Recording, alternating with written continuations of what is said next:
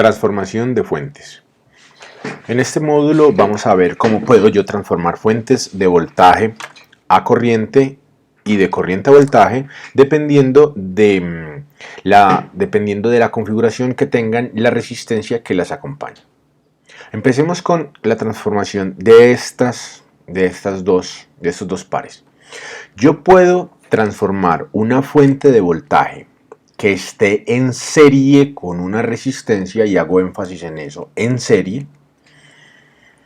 La puedo transformar en una fuente de corriente que está en paralelo con una resistencia, simplemente diciendo que la corriente es igual al voltaje sobre la resistencia, la cual es la ley de Ohm. Y ahí tendría yo el valor para la corriente.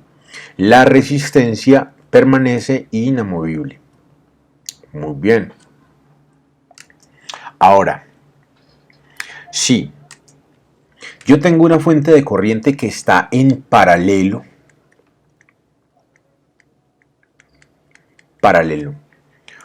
con una fuente de corriente, puedo obtener el voltaje que va en serie con la resistencia simplemente con la relación voltaje es igual a corriente por resistencia, que es igual a la ley de Ohm. Por lo tanto, puedo pasar de un espacio al otro, de voltaje a corriente. Es debido a este tipo de transformaciones que los textos no nombran nodos cuando está la unión de dos elementos.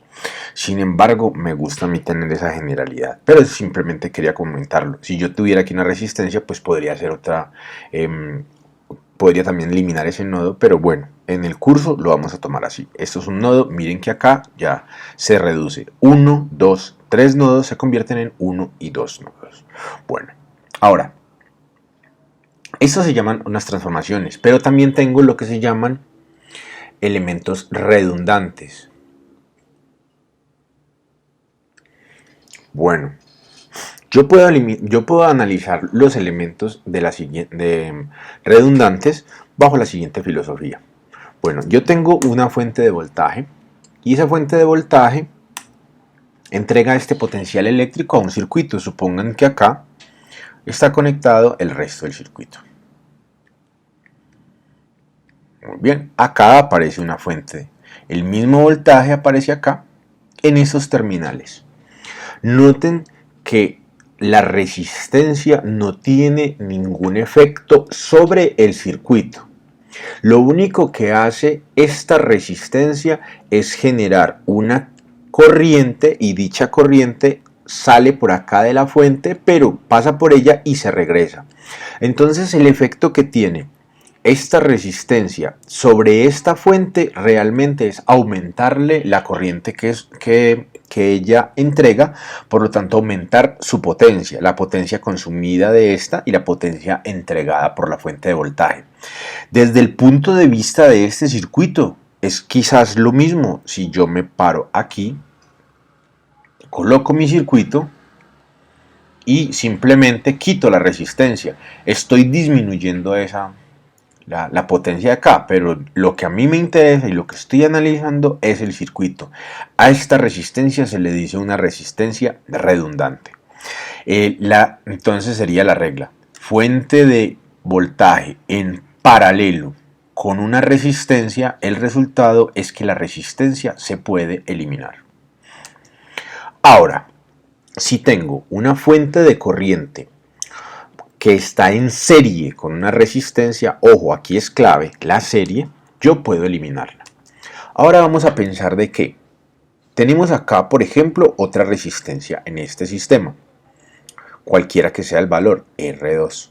Por aquí voy a tener una corriente y esa corriente I va a venir por acá y la cantidad, la misma corriente que sale es igual a la corriente que entra. Por lo tanto, el efecto que tiene esta resistencia sobre esta no es imperceptible. Si la resistencia está o si no está, la corriente sigue siendo la misma. Tengan en cuenta de que esta corriente es constante. Una fuente de corriente constante entrega una corriente constante con voltaje variable. Una fuente de voltaje entrega un voltaje constante y su corriente es variable.